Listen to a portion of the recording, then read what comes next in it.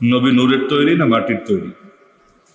বাঙালি আল্লাহ রসুল সাল্লাহ সাল্লামের আদর্শের আলোকে নিজেদের জীবন, পরিবার আর সমাজ আর রাষ্ট্রকে গড়তে পারুক বা না পারুক, নবী জীবনের বিভিন্ন অংশকে বিতর্কের বিষয়ে পরিণত করে এটাকে কেন্দ্র করে দলাদলি বাড়াতে বেশ উস্তাদ। নবী থেকে আদর্শ নেবে না, কিন্তু নবীকে কেন্দ্র করে বিতর্ক করতে আবার কম করবে না, বিতর্ক করার জন্য করা।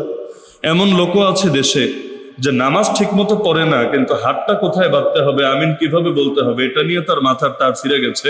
এটা নিয়ে বছরে 365 দিনে পারলে আরো দ্বিগুণ দিন সে আলোচনার মধ্যে ব্যস্ত থাকে, কিন্তু 5 ওয়াক্ত নামাজ ঠিকভাবে আদায় করবে এই সময়ও তার হয় না, এই সুযোগও তার হয় না। কিন্তু বিতর্কের বেলায় বেশ উস্তাদ, আল্লাহ মাফ করবে। তো নবীকে নিয়ে একটা বিতর্ক সমাজের মধ্যে চলে, নবী নূরের তৈরি না মাটির তৈরি। এ ব্যাপারেই সামান্য একটু আলোকপাত করে আমরা আমাদের আজকের আলোচনায় প্রবেশ করবো ইনশাআল্লাহ। 1 নম্বর বিষয় হলো, নবী মাটির তৈরি বলতে আসলে কি বোঝায়। মূল ইখতিলাফটা ছিল উর্দু ভাষায়, পরবর্তীতে কপি পেস্ট হয়ে ঢুকেছে বাংলা ভাষায়, কিন্তু উর্দু থেকে বাংলায় কপি পেস্ট হতে গিয়ে মূল আবেদনটাই হারিয়ে গিয়েছে। উর্দুতে একটা ইখতিলাফ আছে, নবী নূর হ্যায় ইয়া বাশার। এটা যারা উর্দু বোঝেন তারা শব্দটা বোঝার কথা। নবী নূর হ্যায় ইয়া বাশার, নবী কি নূর নাকি মানুষ? বাশার শব্দের অর্থ হলো মানুষ। এজন্য আদম আলাইহিস সালামকে বলা হয় আবুল বাশার।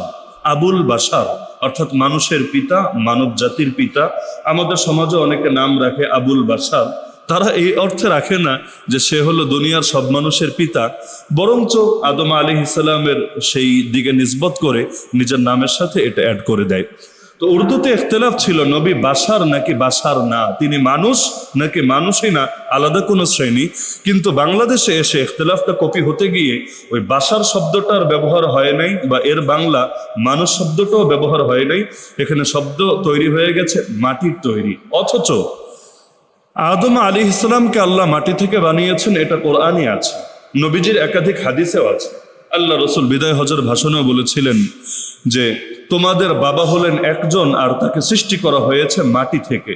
অর্থাৎ আল্লাহ রসুল মানুষে মানুষে যে ভেদাভেদ হয় না, বৈষম্য হয় না, সাদা হোক কালো হোক, একজন আরেকজনের উপর তাকওয়া ছাড়া অন্য কোনো গুণ দিয়ে সৃষ্ট হয় না, এটা বলতে গিয়ে শেষে বলেছিলেন যে তোমাদের সবার বাবা হলেন আদম, ওয়া খুলিকা আদামু মিন তুরাব, আদমকে সৃষ্টি করা হয়েছে সরাসরি মাটি থেকে।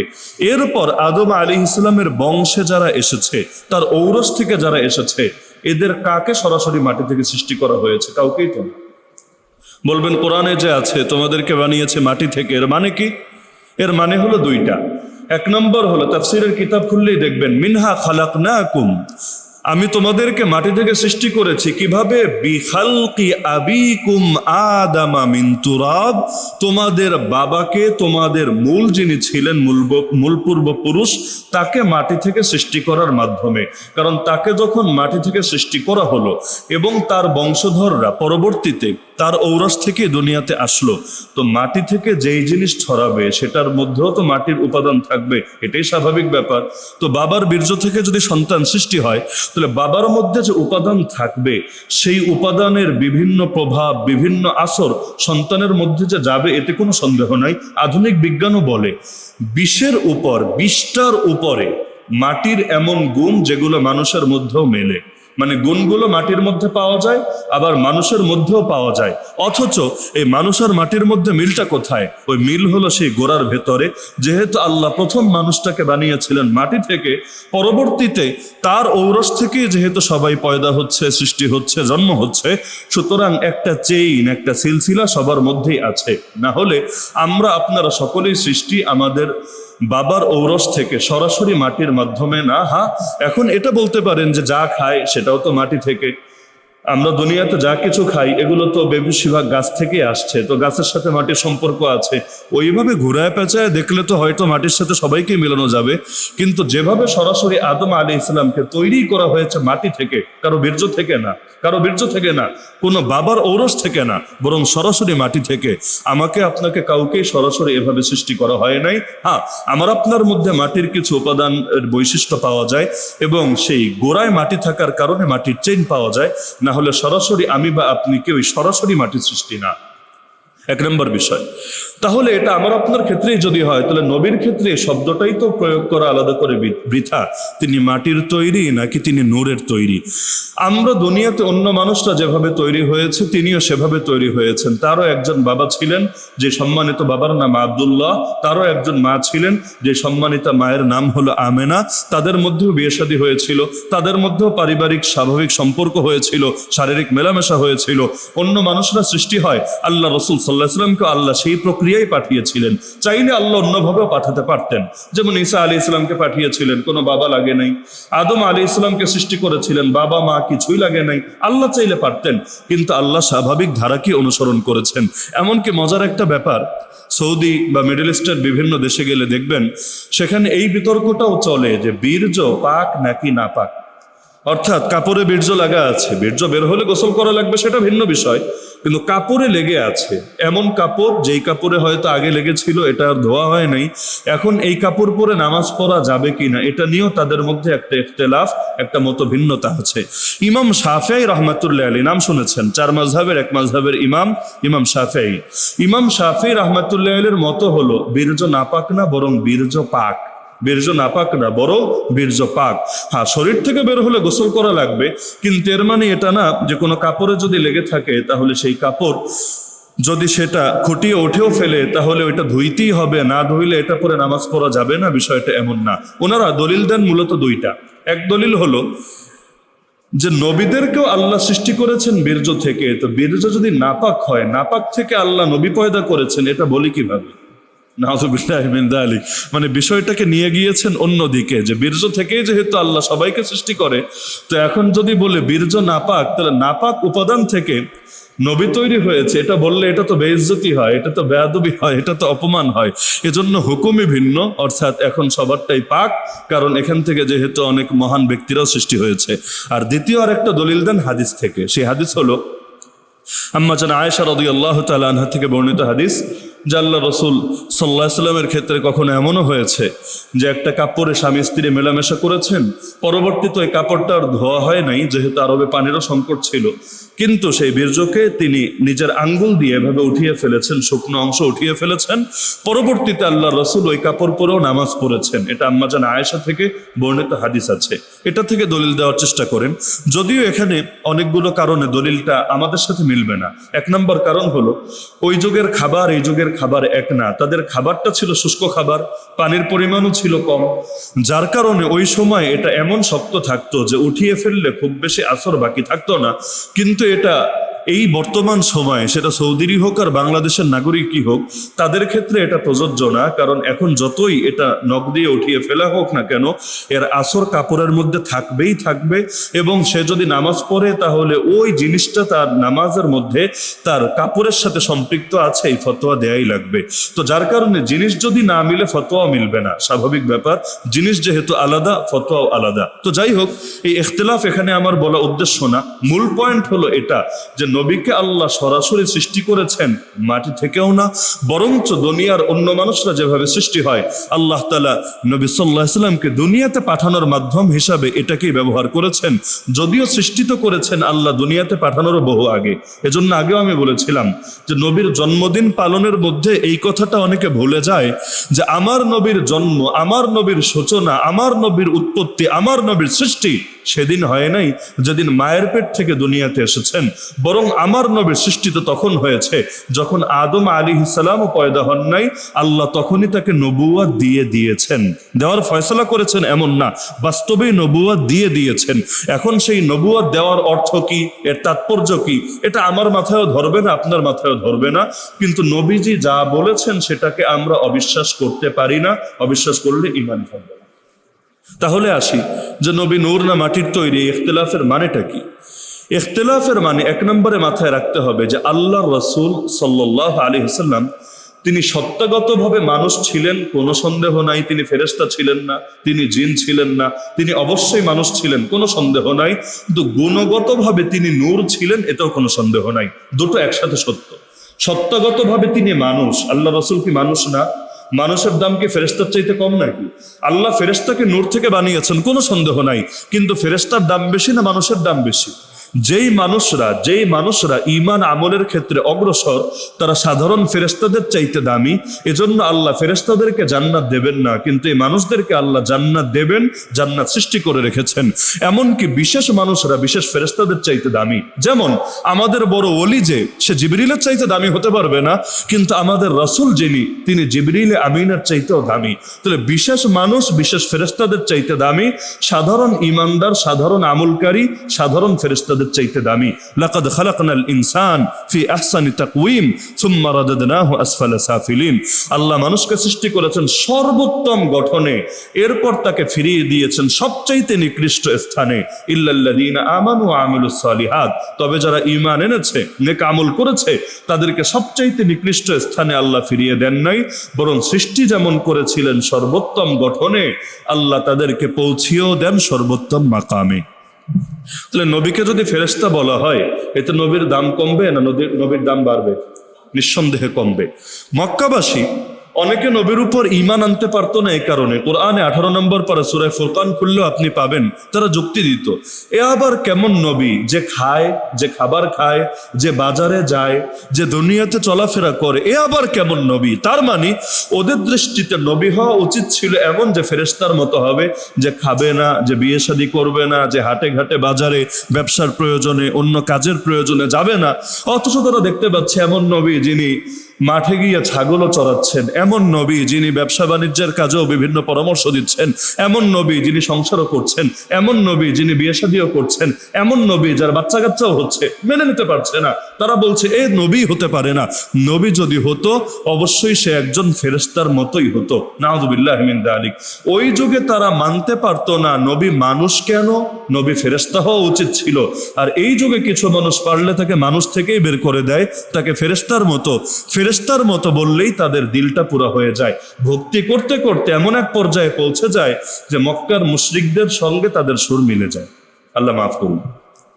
তা আল্লাহ রসুল গুণগতভাবে নূর ছিলেন, কোনো সন্দেহ নাই। এমনকি তিনি আল্লাহর কাছে দোয়া করতেন, হে আল্লাহ, আমার চোখে নূর দেন, আমার কানে নূর দেন, আমার জবানে নূর দেন, আমার গোশতে নূর দেন, আমার রক্তে নূর দেন, আমার হাড়ে নূর দেন। আরে আল্লাহ, আমার দিলে নূর দেন, আমার সামনে, আমার পেছনে, আমার ডানে, আমার বামে, আমার উপরে, আমার নিচে নূর দেন। বলতে বলতে লাস্টে গিয়ে বলতেন, হে আল্লাহ, আমাকেই নূর বানিয়ে দেন। নবী তাহাজ্জুদের সময় উঠে নিয়মিত এই দোয়াটা করতেন। লাস্ট বাক্যই এটা, ওয়াজআলনি নূরা, হে আল্লাহ আমাকে নূর বানায় দেন। তো নবীর দোয়া কি কবুল নাকি কবুল না? তা আল্লাহ রসুল আল্লাহকে বলছেন আমাকে নূর বানায় দেন, তাহলে আল্লাহ তার এই দোয়া কবুল করবেন নাকি করবেন না? এমন ভাবে কবুল করেছেন, কোরআনে আল্লাহ জানিয়ে দিয়েছেন তিনি খালি নূরই না, বরং সিরাজাম মুনীরা। মুনির বলা হয় যে নূর বিতরণ করে, যে শুধু নিজে নূর তা না। মুনির মানে হলো যে নূর বিতরণ করে, অন্যদের মধ্যে নূর ছড়িয়ে দেয়। তা আল্লাহ কোরআনে আয়াত দিয়ে জানিয়ে দিলেন, ইয়া আইয়ুহান নবী ইন্না আরসালনাকা শাহিদাও ওয়া মুবাশশিরাও ওয়া নাযীরা ওয়া দাঈয়ান ইলাল্লাহি বিইذনিহি ওয়া সিরাজাম মুনীরা। আমি আপনাকে বানিয়েছি এমন সিরাজ। সিরাজ মানে দুইটা অনুবাদ করা যায়, এক হলো সূর্য, অথবা এমন প্রদীপ, এমন বাতি যেই বাতি নূর ছড়িয়ে দেয়, আলো ছড়িয়ে দেয়। তো আল্লাহ রাসূল যদি অন্যদের ভেতরেই নূর ছড়িয়ে দেন, তাহলে নিজের ভেতরে নূর থাকলেই তো অন্যের ভেতর ছড়াতে পারে। যদি নিজে নূরানি না হন, তাহলে অন্যকে নূরানি বানান কিভাবে? তা আল্লাহ রাসূল সাল্লাল্লাহু আলাইহি ওয়াসাল্লাম গুণগতভাবে নূর ছিলেন, শুধু নূরই না, নূর বিতরণকারী ছিলেন। কোনো সন্দেহের অবকাশ আছে? কোরআন দিয়েও প্রমাণ দেওয়া যাবে, হাদিস দিয়েও প্রমাণ দেওয়া যাবে। এমনকি একটা আয়াতই আছে কোরআনে, ক্বাদ জাআকুম মিনাল্লাহি নূরুন ওয়া কিতাবুম মুবিন। এই আয়াতের দুইটা অনুবাদ করা যায়। এর মধ্যে এক অনুবাদ হলো, তোমাদের কাছে আল্লাহর পক্ষ থেকে এক নূর এসেছে এবং সুস্পষ্টকারী কিতাবও এসেছে। দুই জিনিস এসেছে। এক নম্বরে এসেছে নূর, দুই নম্বরে এসেছে এমন কিতাব যেই কিতাব সবকিছু সুস্পষ্ট করে দেয়। আরবির একটা নিয়ম হলো, যদি এবং ব্যবহার হয়, এবং তার মানে হলো আগের জিনিসটা আলাদা, পরের জিনিসটা আলাদা। আমি আগেও একদিন বুঝিয়েছিলাম যে আমি যদি বলি, বাংলায়ও যদি বলি আমার ভাই রাশেদ এসেছে, লোকে কি বুঝবে? যে আমার ভাই যে রাশেদ ও সে, লোক কিন্তু দুইজন না, লোক একজনই। আমার ভাই রাশেদ এসেছে মানে কি, আমার ভাইও যে রাশেদ ও সে, ওই রাশেদের পরিচয় দিলাম আর কি, যে রাশেদ আমার ভাই। কিন্তু আমি যদি বলি আমার ভাই এবং রাশেদ এসেছে, আপনি কি বুঝবেন? লোক একজন এসেছে না দুইজন এসেছে? কয়জন বুঝবেন? দুইজন। এক নম্বরে বুঝবেন আমার ভাই এসেছে, তার নাম কি আমি বলি নাই। আর দুই নম্বরে রাশেদ এসেছে, রাশেদ আবার কে? এটা আবার কোন হালুয়া, এটাও আমি পরিচয়টা দেই নাই। দুইজন আলাদা, কিন্তু এই দুইজন যে আলাদা বুঝলাম কিভাবে? ওই এবং শব্দ থেকে। তা আল্লাহ বলছেন তোমাদের কাছে দুই জিনিস এসেছে, এক জিনিস না, দুই জিনিস এসেছে। এক জিনিসের নাম হলো নূর এসেছে, দ্বিতীয় জিনিসের নাম হলো কিতাব এসেছে। কিতাব এসেছে, তো কিতাব বলতে কোন কিতাব সবাই বোঝেন। আল্লাহর পক্ষ থেকে কোন কিতাব এসেছে? বুখারী শরীফ, মুসলিম শরীফ, আল্লাহর পক্ষ থেকে সরাসরি কোন কিতাব এসেছে? কোরআন মাজিদ। তো এখন বুঝলাম যে কোরআন একটা উপহার এসেছে, কিন্তু আল্লাহকে একটা বলেছেন না দুইটা বলেছেন? কারণ মাঝখানে এবং আছে, এবং মানে হলো জিনিস দুইটা এসেছে। তাহলে আরেকটা কি এসেছে? আল্লাহ বললেন নূর এসেছে। তাহলে বলেন আল্লাহর পক্ষ থেকে আর কি এসেছে? আল্লাহর পক্ষ থেকে নবী মুহাম্মদুর রাসূলুল্লাহ সাল্লাল্লাহু আলাইহি ওয়াসাল্লাম এসেছেন। তাহলে নবী যে নূর, এই আয়াত দিয়েও প্রমাণিত হয় কি না? আর প্রমাণিত হয় কি না? অবশ্যই হয়। হ্যাঁ, এখন এই প্রমাণের মানে কি এটা যে তিনি আর বাশারই না? বাশার মানে তো বোঝেন মানুষই না, এর অর্থ কি এটা? নাউযুবিল্লাহ, অর্থ এটা না। কারণ কোরআনে বহু আয়াত, যেমন সূরা বনী ইসরাঈল, সূরা কাহাফের সর্বশেষ আয়াত যদি আপনি দেখেন, সেখানেও দেখবেন আল্লাহ বলে দিচ্ছেন কুল, হে নবী বলে দেন। আজকে সূরা কাহাফ হয়তো অনেকে পড়েছেন, জুমার দিন সূরা কাহাফ পড়ার অনেক ফজিলত। এই সূরা কাহাফের সর্বশেষ আয়াতটা আবার খুলে চেক দিবেন, এই আয়াতটা পাবেন, কুল, হে নবী বলে দেন, ইন্নামা আনা বাশারুম মিসলুকুম, নিশ্চয়ই আমি তোমাদের মতো একজন মানুষ। নিশ্চয়ই আমি তোমাদের মতো একজন মানুষ। হ্যাঁ, তোমাদের মতো মানে কি? এরপরে ব্যাখ্যা করে দেওয়া হচ্ছে, ইউহা ইলাইয়া, তবে তোমাদের মতো মানে যে তুমি আর আমি, তোমরা আর আমি সব এক হয়ে গেলাম না, সেটা না, বরং ইউহা ইলাইয়া, আমার কাছে ওহী আসে, আল্লাহর পক্ষ থেকে ওহী নাজিল করা হয় আমার উপরে। তাহলে ওহীর আলোচনা রাখেন, কিন্তু এই আয়াত থেকে এটা প্রমাণিত হয় কি না যে নবী ফেরেশতা না, নবী জিন না, বরং নবী মানব জাতির অংশ। শুধু মানব জাতির অংশই না, হাদিসে আছে আমি কিয়ামতের দিন হব মানব জাতির সর্দার, মানব জাতির সর্দার। তাহলে আল্লাহ রসুল যে মানুষ ছিলেন সন্দেহের অবকাশ আছে? নাই।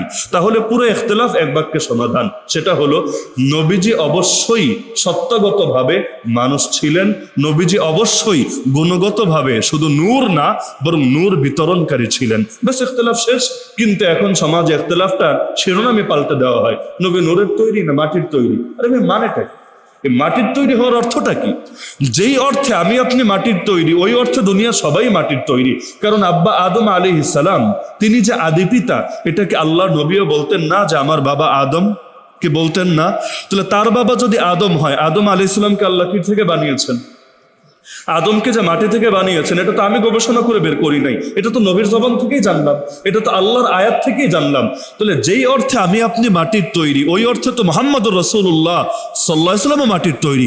কারণ আমরাও মাটির তৈরি, এই অর্থে আমাদের পূর্বপুরুষকে, আদি পিতাকে আল্লাহ মাটি থেকে তৈরি করেছে। তাহলে এই বিবেচনায় বললে তো কোনো সমস্যাই থাকবে না। কিন্তু সরাসরি মাটি থেকে আমিও পয়দা না, আপনিও পয়দা না, বরঞ্চ সরাসরি মাটি থেকে একজনই পয়দা, তিনি কে? আব্বা আদম আলাইহিস সালাম। হ্যাঁ, আল্লাহ তাআলা সেই মাটির একটা গুণ আমাদের সবার ভেতরে রেখেছেন, যেটা হাদিসের মধ্যে আছে। ওই মূল অংশে মাটি থাকার কারণে আমাদের জাহেরেও মাটির প্রভাব আছে, আমাদের বাতেনেও মাটির প্রভাব আছে। আল্লাহ রসুল বলেন, এই যে দুনিয়াতে মানুষের চেহারার ভিন্নতা, কারো চেহারা কালো, কারো চেহারা লাল, কারো চেহারা সাদা ধবধবে, এই চেহারার ভিন্নতাও মাটির কারণে। কারণ পৃথিবীর সব মাটি একরকম না। ওই সিলেটে আসলেও দেখবেন অনেক মাটি আছে লাল মাটি, লালচে লালচে রং, আবার কোনো মাটি দেখবেন সাদা সাদা, কেমন যেন পুরো সাদা সাদা মনে হয়। তাহলে ওই যে মাটির মধ্যে যেমন ভিন্নতা, আবার কোনো মাটির মধ্যে কালো কালো ভাব দেখা যায়। ওই মাটির রঙে যেমন ভিন্নতা, মানুষের দৈহিক আকৃতিতেও ভিন্নতা। একইভাবে কোনো মাটি, শক্ত মাটি, যেমন সৌদি আরবের মাটি দেখেন, ওখানকার পাহাড়ের মাটিগুলোও দেখেন পুরো পাথর, মানে পাথরও ফেল এর সামনে। তাহলে কোনো জায়গার মাটি অনেক শক্ত, আবার কোনো জায়গার মাটি বালুর মতো, কোনো জায়গার মাটি একদম আঠালো আঠালো। তাহলে এই যে মাটির গুণে ভিন্নতা, আমার আপনার স্বভাবের মধ্যেও ভিন্নতা। কেউ গরম, এত গরম যেখানে গরম দরকার না সেখানেও গরম, কেউ নরম, এত নরম যেখানে নরম দরকার না সেখানেও নরম। দুই রকম মানুষই আছে কি না? কেউ এমন, রক্ত দেখলে তার ভেতরে আনন্দ আসে। যেমন বিগত কিছু মানুষের কথা ইদানিং মিডিয়ার মধ্যে উঠে আসছে, যে যখন নিজে কাউকে নিয়ে ক্রস ফায়ার দিত, গুলি করত, একদম মাথার কাছে বন্দুকটা রেখে অথবা রিভলভার রেখে পিস্তল রেখে গুলিটা করত, ওই যে হাতের মধ্যে রক্তের ছিটকে এসে পড়তো, এটা তার কাছে খুব মজা লাগতো। এমন কিছু পাপিষ্ঠ আর্মি অফিসার এখনো কারাগারের ভেতরে আছে, যাদের ব্যাপারে এই আমলনামা ইতিমধ্যে মিডিয়া উঠে এসেছে। এমন বহু নেতা নেত্রীর কথাও আছে যে নিজে বুকের উপর পাড়া দিয়ে চেপে ধরেছে, এরপর তাকে ওই অবস্থায় যাকে চেপে ধরেছে তাকে জবাই করে হত্যা করা হয়েছে।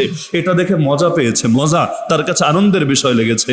আবার এমন মানুষও আছে নিজের না আরেকজনের গা থেকে রক্ত বের হতে দেখে অজ্ঞান হয়ে গেছে। নাই? দুই রকমই ভিন্নতা আছে না মানুষের ভেতরে? তো মাটির মধ্যে যেমন গুণগত ভিন্নতা, আমার আপনার মধ্যেও গুণগত ভিন্নতা। সুতরাং এই ইখতিলাফটা সমাজের মধ্যে রাখাই উচিত না যে নবী নূরের তৈরি না মাটির তৈরি। ভাই, নূর বলতে তুমি কি বোঝাও? নাউযুবিল্লাহ। কেউ কেউ বলে আল্লাহর সত্যগত নূর থেকে নাকি নবীকে পয়দা করা হয়েছে। তার মানে কি? তাহলে নবী কি আল্লাহর অংশ হয়ে গেছে? আল্লাহ একটা উপাদান থেকে তৈরি, নাউযুবিল্লাহ, ওই উপাদানের একটা হিস্সা, একটা অংশ আল্লাহ নবীকে দিয়েছে। অর্থ কি এটা নাকি? আল্লাহর কি কোনো উপাদান হয়? আল্লাহর কোনো শরীর হয়? আল্লাহর কোনো দেহ হয়? আল্লাহর কোনো অঙ্গ হয়? আল্লাহর কোনো দৈহিক কোনো আকৃতি হয়? তো আল্লাহর ক্ষেত্রে তো এই শব্দগুলোই প্রযোজ্য না। তাহলে যেটা আল্লাহর সামনে প্রযোজ্য না, এখন বলে আল্লাহ সত্যগত নূর থেকে আল্লাহ নবীকে পয়দা করেছে, মানে কি? খ্রিস্টানদের কথার মতোই তো হলো। খ্রিস্টানরা বলে আল্লাহর একটা গুণ হলো কালাম গুণ, কালাম, ওয়ার্ড অফ গড। এই কালাম গুণকে আল্লাহ মানুষের রূপ দিয়ে দুনিয়াতে পাঠিয়েছেন, আর তিনি যীশু খ্রিস্ট হয়ে আমাদের আদি পাপ মোচন করার জন্য পৃথিবীতে এসেছেন। মূলত দেখতে মানুষ হলেও তিনি মানুষ না, তিনি মূলত ঈশ্বর, তিনি মূলত খোদা, তিনি মূলত গড। কারণ আল্লাহর একটা গুণই মানবীয় আকৃতি ধারণ করে দুনিয়াতে এসেছে। নাউযুবিল্লাহ মিন যালিক। তো যেই অপরাধে খ্রিস্টানদেরকে বেঈমান বলেন, মুশরিক বলেন, ওই একই অপরাধ যদি কোনো মুসলমানের মধ্যেও পাওয়া যায়, তাহলে তারেও তো মুশরিক বলা অনিবার্য হয়ে যায়। তো সুতরাং এই বিতর্কটা এখানেই খতম। আল্লাহ রসুল সত্যগতভাবে মানুষ ছিলেন নাকি ছিলেন না? আরে বলেন না, ছিলেন নাকি ছিলেন না? কেউ যদি বলে ছিলেন না, তাহলে কোরআনের কয়েকটা আয়াত সে অস্বীকার করে, কয়েকটা আয়াত। কারণ যে আয়াতগুলোতে স্পষ্ট আছে যে নিশ্চয়ই আমি একজন মানুষ, এগুলোর অর্থ কি করবে সে? কি অর্থ করবে? যে আল্লাহ ভুল বলেছেন, নাকি নবী ভুল বুঝেছেন, নাকি আমাদের কাছে কোরআন বিকৃত হয়ে গেছে? কি বলবে সে? এই আয়াতগুলো যদি সে অস্বীকার করে, তাহলে তার ঈমানই থাকবে না, বেঈমান হয়ে যাবে।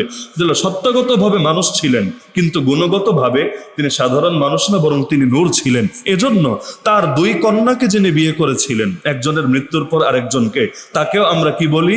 যুন-নূরাইন, তাই না? ওসমানকে কি বলি? যুন-নূরাইন বলেন না? যুন-নূরাইন মানে কি? যু মানে হলো মালিক, অধিকারী, আর নূরাইন মানে দুইটা নূর।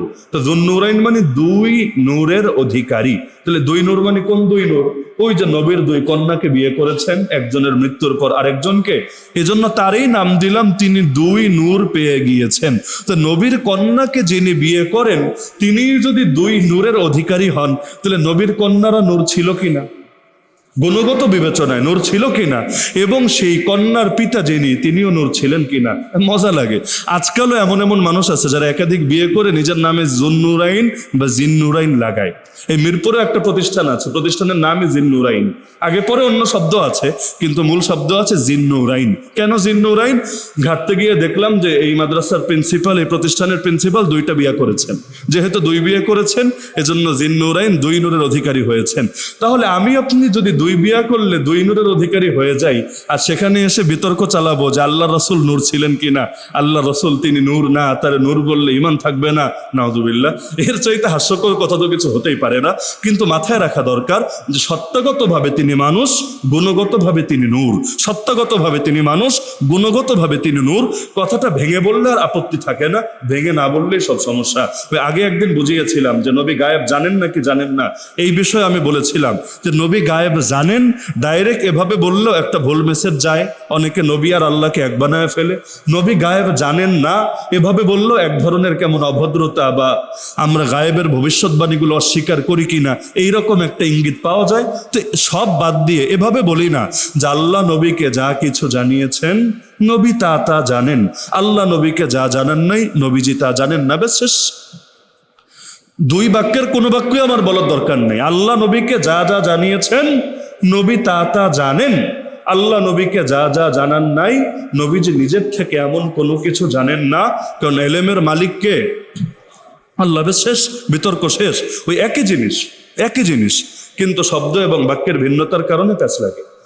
এক ব্যক্তির সাথে একবার আবার বিতর্ক হলো। বিতর্কের বিষয় কি? যে সাহাবায়ে কেরাম তারা হকের মাপকাঠি নাকি মাপকাঠি না।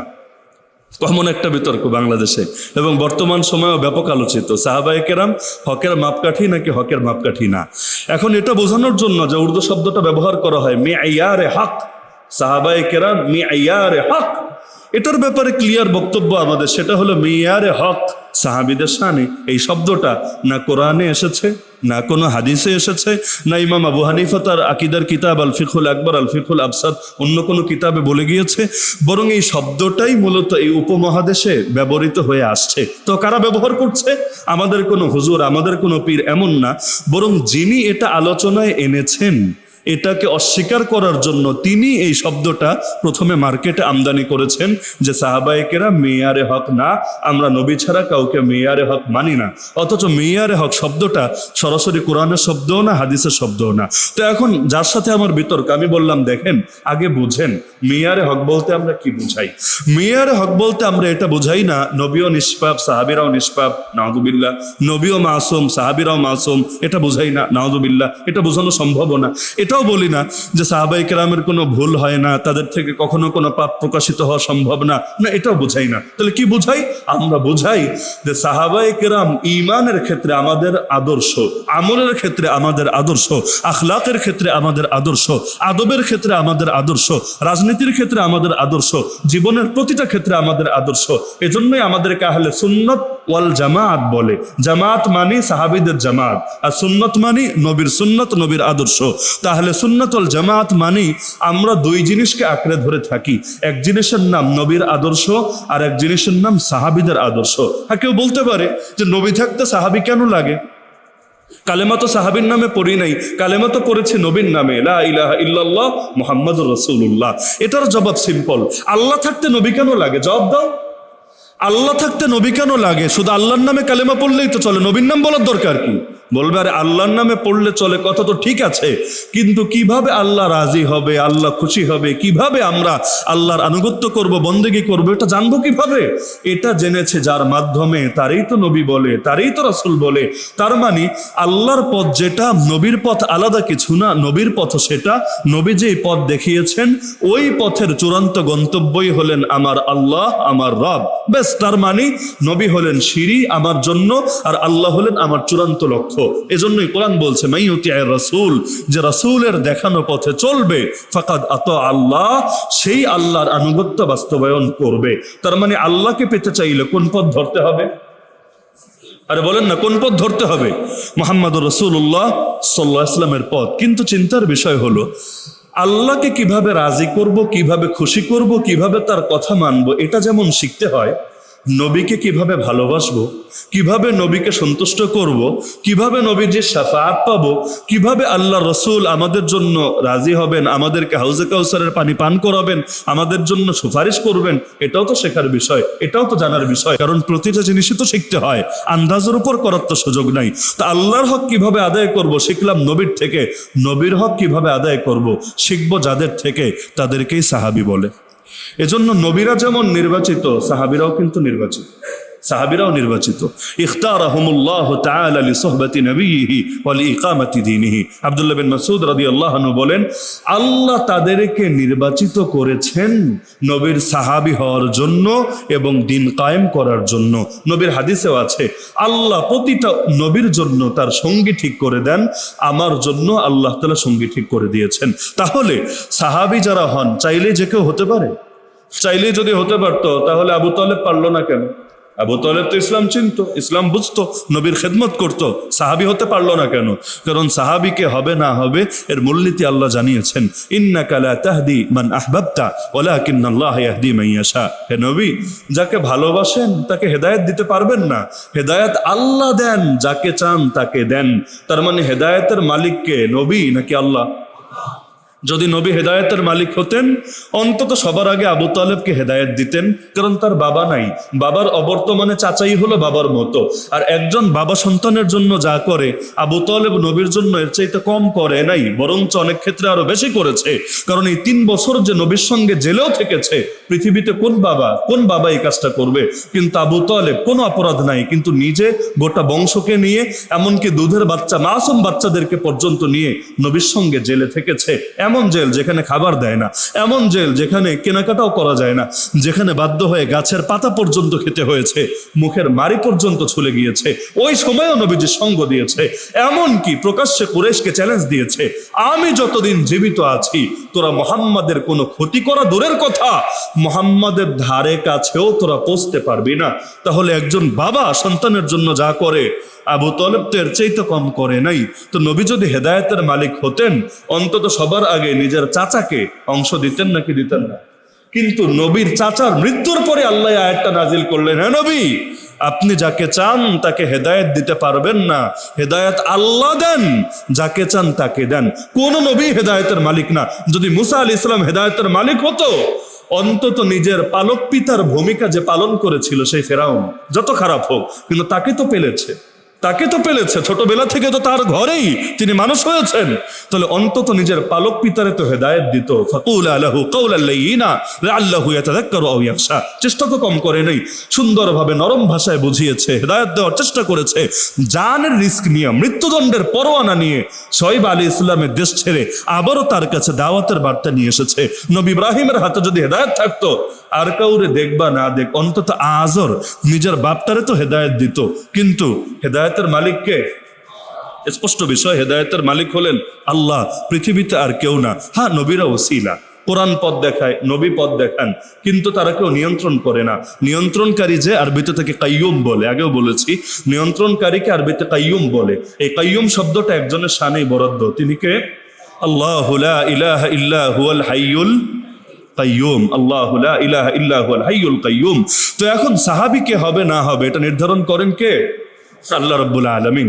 এজন্যই আল্লাহ তাদের জীবদ্দশাই জানিয়ে দিলেন, রাদিয়াল্লাহু আনহুম, আমি তোমাদের উপর খুশি হয়ে গেছি। খুশি হয়ে যাব এটা না, খুশি হয়ে গিয়েছি, অতীতবাচক ক্রিয়া। অথচ আমার আপনার জন্য সবচাইতে বড় নেয়ামত কি জানেন? সবচাইতে বড় নেয়ামত হলো জান্নাতে যাওয়া না, সবচাইতে বড় নেয়ামত জাহান্নাম থেকে বাঁচা না, সবচাইতে বড় নেয়ামত হলো যখন জান্নাতে গিয়ে রবকে সরাসরি দেখব, নিজেদের এই চোখে দেখব, আর রব আমাদেরকে জানাবেন, তোমাদের উপর সন্তুষ্ট হয়ে গেলাম, আর কোনোদিন আমি রাগ করব না। এটাই হলো আমার আপনার জন্য সবচাইতে বড় নেয়ামত। তাহলে আল্লাহর সন্তুষ্টির ঘোষণা, আল্লাহকে সচক্ষে দেখে তার সন্তুষ্টির ঘোষণা পাওয়া আমার আপনার জন্য যদি সবচাইতে বড় নেয়ামত হয়, সাহাবীরা সেই ঘোষণা জমিনে বসেই পেয়ে গিয়েছে। এমনকি বুখারী খোলেন, বদরের যুদ্ধে যে সাহাবীরা অংশগ্রহণ করেছেন, নবী তাদেরকে বলেছেন আল্লাহর পক্ষ থেকে, ইয়ামালু মা শিতুম ফাকাদ গাফারতু লাকুম, তোমাদের যা ইচ্ছা আমল করতে থাকো, কারণ আমি আল্লাহ তোমাদেরকে মাফ করে দিয়েছি। আমলের স্বাধীনতা, আমাকে আপনাকে আমলের স্বাধীনতা দিলে তো আর জিন্দগিতে মসজিদের ধারে কাছেও খুঁজে পাওয়া যেত না। ওই কিছু বন্ড পীর আছে, নামাজ টামাজ পড়ে না, ওরা বলে শরীয়ত আমাদের জন্য না, এটা আমাদের মুরিদদের জন্য, মুরিদদের জন্য। আমরা তো এই মাকাম পার হয়ে অনেক উপরে চলে এসেছি, এজন্য অনেক নাম আবিষ্কার হয়েছে, শরীয়ত, তরিকত, হাকিকত, মারেফত। এখন তারা মারেফত পেয়ে গিয়েছে, তাদের কি আর শরীয়তের দরকার আছে? শরীয়তের তো আলাদা কোনো দরকার নাই। এমন লোক আছে বলে কলব জারি হয়ে গেলে চলবে, তখন নামাজও লাগবে না, রোজাও লাগবে না, হজও লাগবে না, যাকাতও লাগবে না, নাউযুবিল্লাহি মিন যালিক। অথচ নবীরা কবরে গিয়েও নামাজ ছাড়ে না, কবরে গিয়েও নামাজ ছাড়ে না। হাদিসের মধ্যে আছে, আল আম্বিয়া আহইয়াউন ফি কুবুরিহিম ইউসাল্লুন, নবীরা নিজ নিজ কবরে জিন্দা, তারা সেখানে নামাজ আদায় করেন। আল্লাহ রাসূল বলেন, মেরাজে যাওয়ার সময় আমার ভাই মুসাকে দেখেছি, তার কবরে দাঁড়িয়ে দাঁড়িয়ে নামাজ পড়ছেন। তাহলে নবীরা কবরে গিয়েও নামাজ পড়ে, আর এই ভণ্ডের দল ভণ্ড, এগুলো এক একটা মাজার বানায়, খানকা বানায়, নামাজ না নিজে তো পড়ে না, মানুষদেরকে পর্যন্ত নামাজের ব্যাপারে অনুৎসাহিত করে, আর বিভিন্ন ধরনের নেশা, গান বাজনা, এগুলোকেই তারা তাদের মারেফতে পরিণত করেছে। নাউযুবিল্লাহি মিন যালিক। এই নবীর নামে যে ব্যবসা করে, আজকে যদি নবী থাকতেন সমাজ ওদের ব্যবসার শখ চিরতরে মিটাই দিতেন। এখন তো মিটাতে গেলেও আবার নাম দিবে মব, নতুন শব্দ আবিষ্কার হয়েছে, মব। যে যা করবে তাকে স্বাধীনতা দিতে হবে, কোনো আপত্তি করা যাবে না, কোনো বাধা দেওয়া যাবে না। হ্যাঁ, বাধা দিবে আমাকে, বাধা দিবে আপনাকে। হকের কথা বললে জেলে ঢুকায় দিবে, এতে কোনো সমস্যা হবে না। হকের কথা বললে গুম করে আয়না ঘরে ভরে রাখবে, এতে সমস্যা হবে না। হকের পথে চলতে গেলে আপনাকে ক্রসফায়ার দিয়ে মেরে ফেলবে। মিছিলে নেমেছেন নবীর শান রক্ষার্থে, আপনাকে গুলি করে হত্যা করে ফেলবে, ফেলবে, কোনো বিচার হবে না, এগুলো তো সমস্যা নেই, এগুলোতে বাধা দিবে। কিন্তু ওরা নবীর নামে আল্লাহর নামে ব্যবসার এক একটা ধান্দা শুরু করবে, কিন্তু এগুলোতে নিজেরা তো বাধা দেবে না, দেবেই না, নিজেরা পৃষ্ঠপোষকতা করবে, আর জনসাধারণ বাধা দিতে গেলে উল্টো এদের বিরুদ্ধে অ্যাকশনে নামবে। আজিব ফাইজলামি। আবার মূল অপরাধরে আড়াল করবে। এই যে কুমিল্লায় মাজারে বসে, খানকায় বসে এক পীরের নাতি নবীরে গালি দিয়েছে, তাও সোশ্যাল মিডিয়ায়, গোপনে না, গোপনে না, সোশ্যাল মিডিয়ায় গালি দিয়েছে। আপনার এলাকায় যদি কেউ নবীরে গালি দেয়, আপনি কি করবেন? কি করবেন? আপনি নিজের বিবেককে জিজ্ঞেস করেন, কি করবেন? এমনকি এটাতে এমন একটা ব্যাপার যে চূড়ান্ত খারাপ হিসেবে যারা সমাজে চিহ্নিত, তারাও এ কথা বলতে দ্বিধা করেন। ওই শামীম ওসমানের একাধিক বক্তব্য পাবেন ইউটিউবে সার্চ করলে। আল্লাহর বান্দা মানুষ হিসেবে কেমন ছিল সেই আলাপ রাখেন, কিন্তু ইউটিউবে এই বক্তব্য একাধিকটা পাবেন যে কেউ যদি নবীরা গালি দেয়, আমি এমপি গিরি ছাইরা দিমো, কল্লা ফালাইয়া দিমো, এই বক্তব্য কিন্তু আছে। এই বক্তব্যের জন্য কিন্তু কোনো মামলা হয়নি, এই বক্তব্যের জন্য কিন্তু তাকে আয়নাঘরে যেতে হয়নি। আমরাই বক্তব্য দিলে খবর আছে, আমরা দিতে দেরি, পরের দিন মামলা হতে দেরি না, আমাদের জেলে যেতে দেরি না, কিন্তু সে তার ক্ষমতাধরের জায়গা থেকেও এই বক্তব্যটা দিয়েছে, কেউ কিন্তু আপত্তি করে নাই। তার মানে আমাদের প্রতি একটা চিরায়ত আক্রোশ আছে, সুযোগ পেলে এটা বাস্তবায়ন করে, না হলে প্রত্যেকের বিবেকে এটা বলে যে আমার বাপরে গালি দিলে যেমন ছাড়ি না, মাকে গালি দিলে যেমন ছাড়ি না, বাপ মায়ের বেলায় আপোষ চলতে পারে, নবীর বেলায় আপোষের কোনো প্রশ্নই আসে না। এক জিহাদের ময়দানে নবীর কিছু সাহাবী আছেন আর তাবেঈ আছেন, আল্লাহ রাসূলের ওফাতের পরের কথা। আরেকদিকে কাফেররা আছে। যুদ্ধের মধ্যে কাফেররা মুসলমানদেরকে রাগানোর জন্য একজন কাফের সে নবীরা গালিগালাজ শুরু করলো, কারণ রেগে গেলেন তো হেরে গেলেন, মূলনীতি তো আছেই। এখন যুদ্ধ যদি মুসলমান রেগে যায়, ঠান্ডা মাথায় তারা স্বাভাবিক নিজেদের পরিকল্পনা সাজাতে পারবে না, ভুল করে ফেলবে। আর ফাইটের মধ্যে একটা ভুলে যথেষ্ট আপনাকে হারিয়ে দেওয়ার জন্য, তো রাগানোর জন্য নবীরা গালি দিল। তো সেই এক সাহাবী তিনি চিৎকার করে বললেন, খবরদার, তোর সাবধান করে দিচ্ছি, আল্লাহ নবীকে গালি দিস না, না হলে কিন্তু আমি এটা কিছুতেই সহ্য করে নেব না। বাংলায় বলে চোরা না শোনে ধর্মের কাহিনী। তো ওকে এটা বলে লাভ হচ্ছে না, ও আরো গালিমাত্রা বাড়িয়ে দিল। এবার সেই সাহাবী ঘোড়ার পিঠ থেকে নেমে গেলেন। তিনি বললেন, শোন, আমার নাম এটা, আমার বাপের নাম এটা, আমার মায়ের নাম এটা, তোর সব বলে দিলাম, তো আমাকে গালি দে, আমার বাপরে গালি দে, আমার জন্মদাতা মারে গালি দে, তবু আমি কিচ্ছু বলবো না, কিন্তু নবীকে যদি আরেকবার গালি দেস আমি কিন্তু সহ্য করব না। সে ভাবছে সে আছে কাফেরদের প্রটোকলের ভেতরে। এখন সাহাবী দূর থেকে হুঙ্কার দিতে পারবে, কিন্তু কি করবে? সে তো দূরে, আর এ তো ওদের সিকিউরিটির মধ্যে বেষ্টিত আছে, তো ওইখান থেকে তীর দিয়েও তারে মারা সম্ভব না, তরবারি দিয়ে তো রিচ করাই সম্ভব না। তাহলে দূর থেকে সে হুঙ্কার দেখ না, সমস্যা কি? কিচ্ছু তো করতে পারবে না। ব্যাস, এখন সে গালির মাত্রা আরো বাড়িয়ে দিল, কিন্তু তার বাবাকে না, তার মাকে না, বরং নবীকে নিয়ে সেই সাহাবী তরবারিটা কোষমুক্ত করে, তরবারিটা খুলে তিনি কাফেরদের ভিড়ের ভিতর এগিয়ে যেতে লাগলেন। অন্য সাহাবীরা এবং তাবেঈ যারা ছিলেন তারা বাধা দিলেন, কি করেন আপনি? এটা তো আত্মহত্যার নামান্তর হবে। এত হাজার হাজার কাফের সারির ভেতর আপনি ঢুকে যাচ্ছেন, আপনার তো নিশ্চিত প্রাণহানি হবে, অর্থ কিছু করতেই পারবেন না, আপনি নিজেও বাঁচবেন না। তিনি চিৎকার করে জবাব দিলেন, নবীর ইজ্জতে যদি বাঁচাতে না পারি, এই জীবন রেখে কি হবে? আমি বেঁচে থেকে লাভটা কি? দরকার কি আমার বেঁচে থাকার? যদি নবীর ইজ্জতই বাঁচাতে না পারি, আমার বেঁচে থাকারও দরকার নাই। তো একজনও তাকে সঙ্গ দিচ্ছে না, সবাই চাচ্ছে থামাতে। হ্যাঁ, তারা নবীর ইজ্জত বাঁচাতে চায় না এমন না, তারাও বাঁচাতে চায়, কিন্তু একটা সিস্টেমে এসে যাকে যুদ্ধটা শেষ হোক, কাফেররা হারুক, এরপর কে গালি দিয়েছে চিহ্নিত করবে, করে তাকে বিচারের আওতায় আনবে, লম্বা প্রসেস। কিন্তু সেই সাহাবী তিনি অত হেকমতের ধার ধারছেন না, তিনি চিন্তা করছেন আগে গালিবাজের বিচার করতে হবে, এরপর যুদ্ধে বাঁচলাম কি মরলাম, জিতলাম কি হারলাম, পরের চিন্তা পরে হবে। তো তিনি এগিয়ে যাচ্ছেন। তো মুসলমান তো মর্দে মুজাহিদ, তারা তো মৃত্যুকে জীবনের চাইতেও বেশি ভালোবাসে। সেই সাহাবী যখন তরবারি চালাতে শুরু করেছেন, প্রথমে দুই একজন কাফের সামনে আসলেও যখন দুই একটা কচুকাটা হয়ে গেল, এখন ভয়ই তারা সাইড ছেড়ে দিতে লাগলো। কারণ ওরা তো যুদ্ধে এসেছে, কেউ পয়সার জন্য, কেউ গনিমতের জন্য, কেউ নিজের ক্যারিয়ার গড়ার জন্য, কেউ নাম লাগানোর জন্য। ওদের তো শাহাদাতের তামান্নাও নাই, আর ওদের তো জান্নাতে গিয়ে বড় বড় স্বপ্ন দেখারও কোনো সুযোগ নাই। তো সাহাবী যখন চোখ বন্ধ করে শুধু চালাচ্ছেন আর চালাচ্ছেন, এখন সামনে যারা পড়ছিল কেটে টুকরা হচ্ছিল, আর অধিকাংশ দূরে সরে যাচ্ছিল। এক পর্যায়ে সেই গালিবাস পর্যন্ত পৌঁছে গেলেন, গিয়েই কোনো কথা নেই, তরবারি তো হাতে ছিলই, গলা বরাবর তরবারি চালালেন, মাথাটা দেহ থেকে আলাদা হয়ে গেল।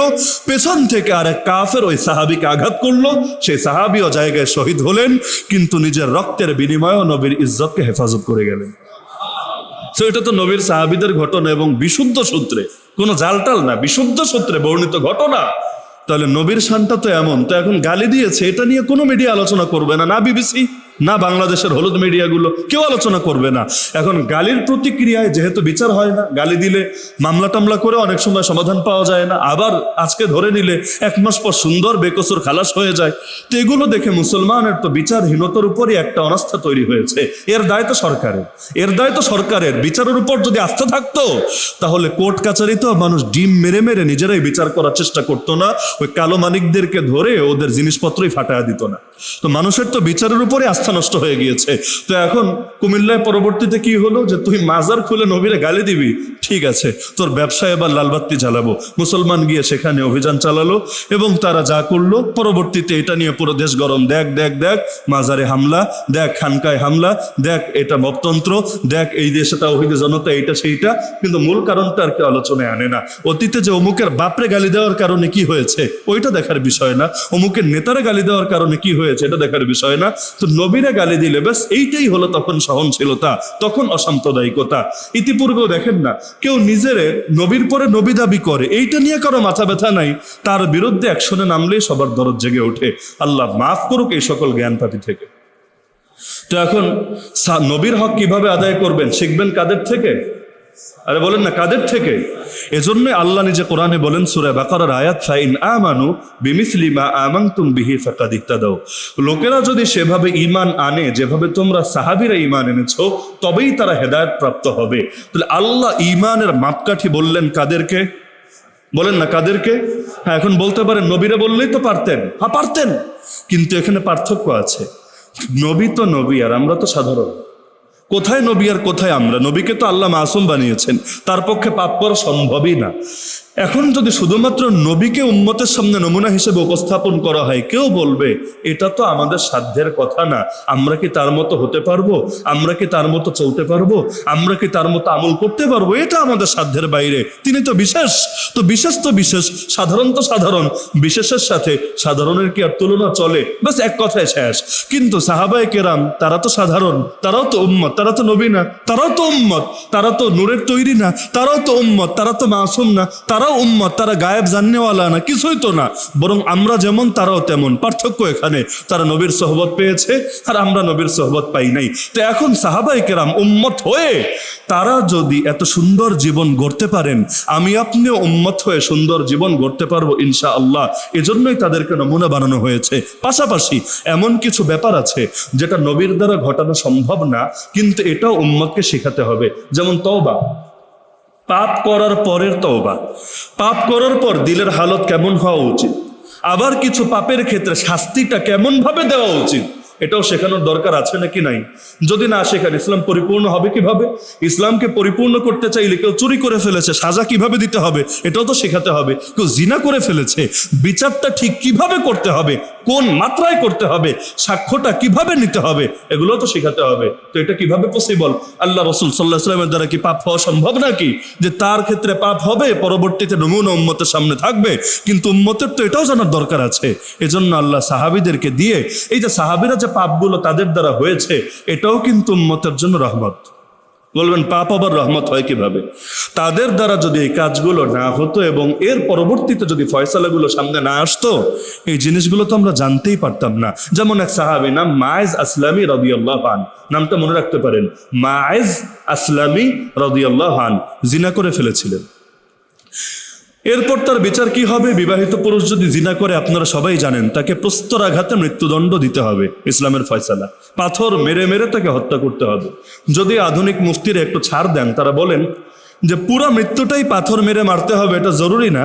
কয়েকটা পাথর মেরে তারপর যদি অন্যভাবেও তাকে মৃত্যুদণ্ড নিশ্চিত করে, আদায় হয়ে যাবে, হক আদায় হয়ে যাবে। কেউ কেউ বলার চেষ্টা করেন এভাবে, তো সেটা ভিন্ন আলাপ।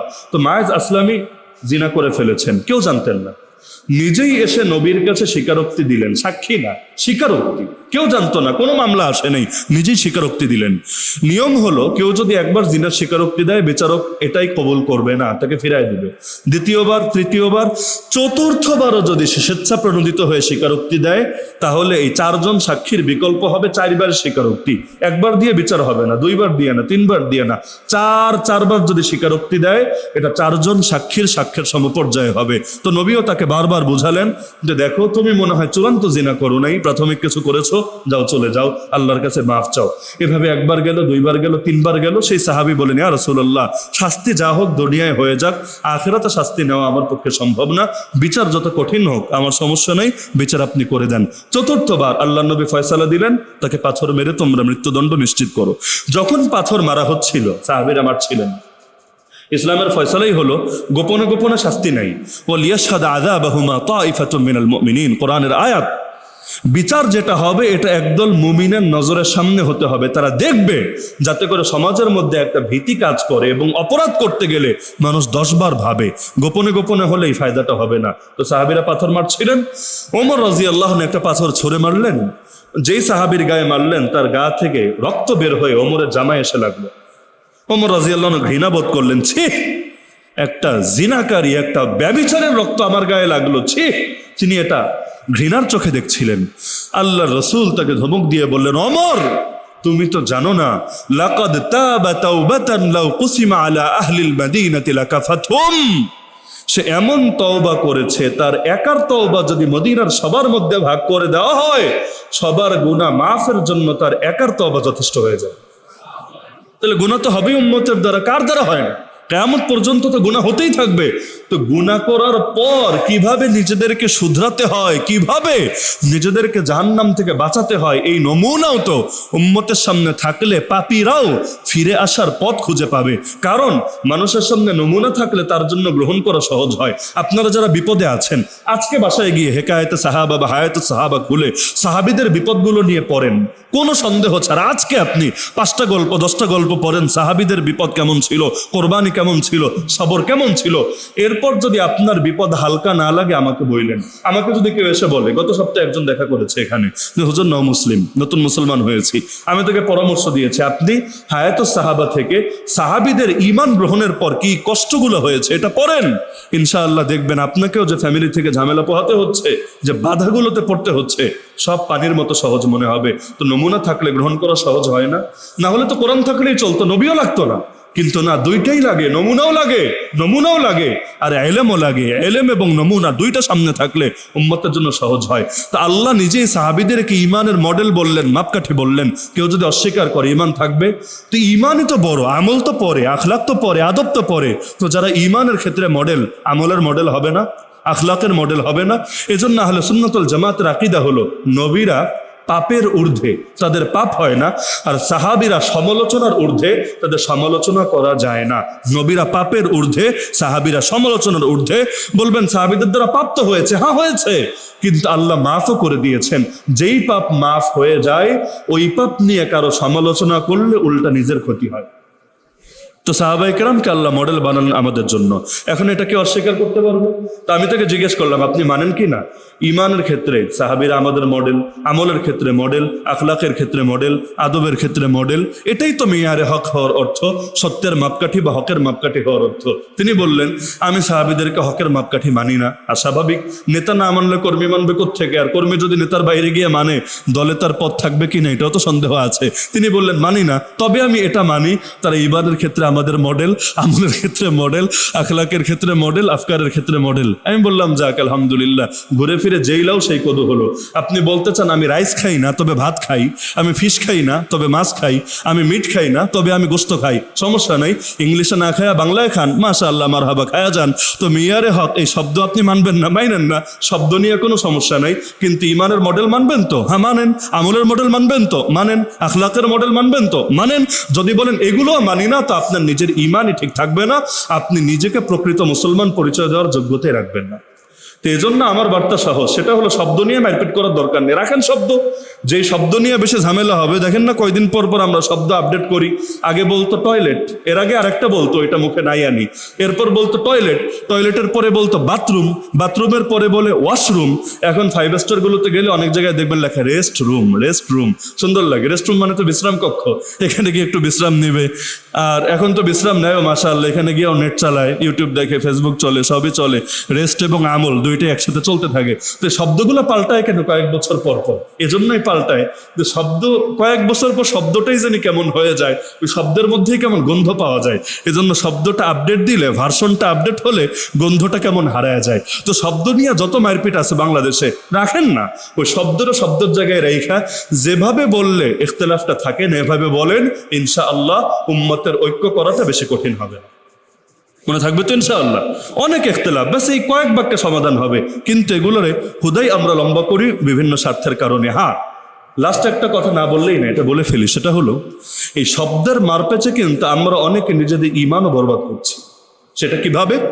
এই যে পশ্চিমারা আমাদেরকে অনেক শব্দ শিখিয়েছে, অনেক সুন্দর সুন্দর শব্দ, যার চাইতে সুন্দর শব্দ হয়ই না, মানবাধিকার, শান্তি, প্রগতি, কত কত শব্দ, কিন্তু এই শব্দগুলোর ভিড়ে যে কি থাকে মাঝে মাঝে এটা আমাদের মাথায় কাজ করে।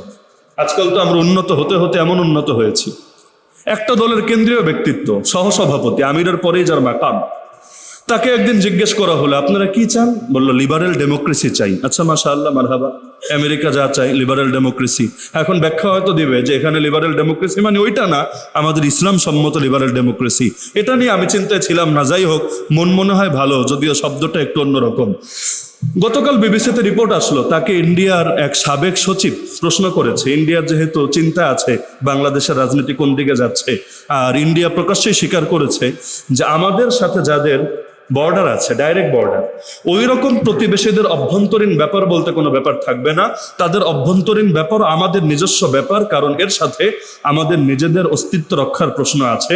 সুতরাং বাংলাদেশ হোক, নেপাল হোক, চীন হোক, পাকিস্তান হোক, এদের অভ্যন্তরীণ ব্যাপার বলতে কিছু নেই, সবগুলো আমাদেরকে চিন্তা করতে হবে, নাক গলাতে হবে। ভালো কথা। তো তাকে এসে জিজ্ঞাসা করেছে আপনারা ক্ষমতায় আসলে আপনারা কি শরিয়া আইন কায়েম করবেন? তিনি সুন্দর জবাব দিয়েছেন, আমরা আবার কবে বললাম আমরা শরিয়া আইন কায়েম করব? আপনি নিজের কথা আমাদের উপর কেন চাপিয়ে দিচ্ছেন? তো সে আবার তার দেশে গিয়ে বলছে, যদিও মুখে স্বীকার করে নাই, কিন্তু বৃক্ষ তোমার নাম কি ফলে পরিচয়, আমাদের তো নজর রাখাই লাগবে, তাদের ব্যাপারে চিন্তামুক্ত হওয়ার কোনো সুযোগ নাই। কিন্তু আমি অবাক হয়ে গেলাম, কেউ যদি বলে হিকমতের কারণে, যদি নিজেদের নিরাপত্তা নিশ্চিত করার চিন্তা থেকেও বলে আমরা শরিয়ার আইন চাই না, শরিয়ার আইন বাস্তবায়ন করব না, তাহলে তাদের মধ্যে আর ওদের মধ্যে পার্থক্য তো আমি খুঁজে পাই না। যারা সেকুলার রাজনীতি করবে তারা বলবে আমরা শরিয়া আইন চাই না, সে বলুক না বলুক, আগেই বলেছি এটাই বাস্তবতা। কারণ সেকুলারিজম মানেই হলো সে দিন দিয়া, ধর্ম দিয়া দুনিয়া চালাবে না, সে দুনিয়া চালাবে তার আকল দিয়া, দুনিয়া চালাবে কাফেরদের আদর্শ দিয়া, দুনিয়া চালাবে তার নফসের কথা দিয়া, দুনিয়া চালাবে মানুষের আদর্শ দিয়ে, কিন্তু আল্লাহটা নিবে না। আল্লাহটা নিলে তার সুশীলগিরি থাকবে না, তার প্রগতিশীলতা থাকবে না। এটাই তো সেকুলার রাজনীতিবিদদের কথা। কিন্তু ধর্মীয় রাজনীতিবিদরা যদি বলে, ইসলামের কথা বললে যদি ওরা রাগ করে, ইসলামের কথা বললে যদি আব্বু মাইন্ড করে, ইসলামের কথা বললে যদি ইউরোপ আমেরিকা আমাদের উপর নাখোশ হয়, নাউযুবিল্লাহ, তো আল্লাহর নবী তো মক্কায় মায়ের খেতে খেতেও বলেছেন, হয়তো ইসলাম জিন্দা হবে, না হলে মুহাম্মদ মুর্দা হবে, হাত্তা ইউযহিরাহুল্লাহ ওয়া আহলিকা দুনাহু। মদিনায় গিয়ে বলেছেন তা না, মক্কায় মায়ের খাওয়ার দিনে বলেছেন, ওই চাচার কাছে গিয়ে পর্যন্ত বলেছেন, ওরা আমাকে থামতে বলে, চাচা শোনেন, আমার হাতে আকাশে সূর্য চন্দ্র এনে দিলেও তো থামবো না যতদিন না আল্লাহ ইসলামকে জিন্দা করেন অথবা আমি মুর্দা হয়ে যাই। আদর্শের রাজনীতিতে লক্ষ্য কখনো গোপন থাকে না, লক্ষ্য যখন প্রকাশ্য থাকবে, আমার যদি ফাঁসি হয় তবুও আদর্শ পিছাবে না, উল্টা আদর্শ আরো এগিয়ে যাবে। পৃথিবীতে সমস্ত আদর্শ জিন্দা হয়েছে যখন তার গোড়ায় রক্ত ঝরেছে। মুমিনের রক্ত ছাড়া পৃথিবীর বুকে কোনো আদর্শ জিন্দা হয় নাই। এজন্য শাইখুল হাদিস আল্লামা আজিজুল হক রাহমাতুল্লাহ আলাইহি বলতেন, ইসলাম নামক বৃক্ষের গোড়ায় পানি নয় বরং রক্ত ঢালতে হয়। এজন্য আমাদের লক্ষ্যতে স্পষ্ট থাকে। দেখবেন দলের স্লোগানের মধ্যেও কেউ কেউ বলবে যে আল্লাহর আইন চাই, কিন্তু জিজ্ঞেস করলে বলবে শরিয়ার আইন চাই না। তো স্লোগান সত্য না মুখের কথা সত্য? স্টেটমেন্ট সত্য না স্লোগান সত্য? যদি স্লোগান সত্য হয় আপনারটা মিথ্যা, তাহলে দল বিবৃতি দেখ, এটা আপনার ব্যক্তিগত বক্তব্য, দলের বক্তব্য না, এটাই দলের উচিত। আর যদি তারটাই সত্য হয়, এটাই হিকমত হয়, এটাই ইমানদারি হয়, এটাই সুশীলগিরি হয়, তাহলে স্লোগানটা পাল্টায় দেন না। কিন্তু শোনেন, হিকমত করে বেশি দিন চলতে পারবেন না। যতই হিকমত করেন, কাফের মুশরিকরা কখনোই বুকে জড়ায় নেবে না। ইসলামের নামটাও যতদিন থাকবে, ওরা কখনোই আমাদেরকে আপন ভাববে না। তো কে আপন ভাবলো আর ভাবলো না আমাদের আসে যায় না, আল্লাহ আমাদের আপন থাকলেই চলবে। কারণ বিজয় কার হাতে? হাসবুনাল্লাহু ওয়া নি'মাল ওয়াকিল। আর আল্লাহ সাহায্য পেতে চাইলে জবানের জিহাদ বন্ধ করার সুযোগ নেই, হাতের জিহাদ থামতে পারে, হাতের জিহাদ কখনো থামতে পারে, জবানের জিহাদ বন্ধ করার সুযোগ নাই। এজন্য মক্কায় আল্লাহ নবীকে বলেছেন জাহিদহুম বিহি জিহাদান কাবীরা, কোরআন দিয়ে বড় জিহাদ করেন, বড় জিহাদ। বড় জিহাদ আবার কোন জিহাদ? ওই যে জবান দিয়ে হক বলবেন, এটাই বড় জিহাদ। এজন্য নবীও বলেন সর্বশ্রেষ্ঠ জিহাদ জালেম বাদশার সামনে হক কথা বলা। আমরা কেউ জিহাদের ময়দানে কোনোদিন যাই নাই, কিন্তু আমরা যারা হক বলে জেল খেটেছি, আমরাও মনে করি এটাও আল্লাহর দ্বীনের জন্য সর্বশ্রেষ্ঠ জিহাদের পরিণতি হিসাবেই আল্লাহ আমাদেরকে দান করেছেন, ভিন্ন কিছু না। তাহলে জবান দিয়ে বাতিলের সুরে সুর মিলানো উচিত হবে আমাদের। আরে বলেন উচিত হবে। এজন্য শব্দ প্রয়োগে আল্লাহর হস্তে সাবধান। আমেরিকার শব্দ আমেরিকা বলুক, কাফেরের শব্দ কাফেরের বলুক, আপনার মুখে এই শব্দগুলো মানায় না। কথায় কথায় মৌলবাদ, কথায় কথায় সাম্প্রদায়িকতা, কথায় কথায় জঙ্গিবাদ, এগুলো হলো মুসলমানকে দমানোর হাতিয়ার। তো কাফের এগুলো দিয়ে মুসলমানকে দমায়, আপনিও যদি এগুলো দিয়ে আপনার ভাইকে দমান, তাহলে আপনিও আগামী দিনে ইসলামের বিজয় হওয়ার পরে রাজাকার ছাড়া ভিন্ন কিছু হিসেবে চিহ্নিত হবেন না। কাফেরদের পক্ষে যারা রাজাকারি করে, একদিন না একদিন তো ইসলামের বিজয় হবেই হবে। ইতিহাসে ওই রাজাকারদের নামগুলো মীর জাফর, মীর সাদেকদের পাশে লেখা হবে ইনশাআল্লাহ। কারণ ইজ্জতের মালিককে আল্লাহর বিরুদ্ধে গিয়ে কেউ ইজ্জত পাবেন না, পাওয়া সম্ভব না। সুতরাং ইসলাম এখন মাইর খাচ্ছে, মানে দুনিয়াতে মুসলমানরা মাইর খাচ্ছে, খাক না, তবু আল্লাহর হস্তে ঈমান বেচেন না, রাজাকারি করেন না। না হলে যেদিন ইসলামের বিজয় হবে, ইতিহাস কিন্তু আপনাকে মাফ করবে না।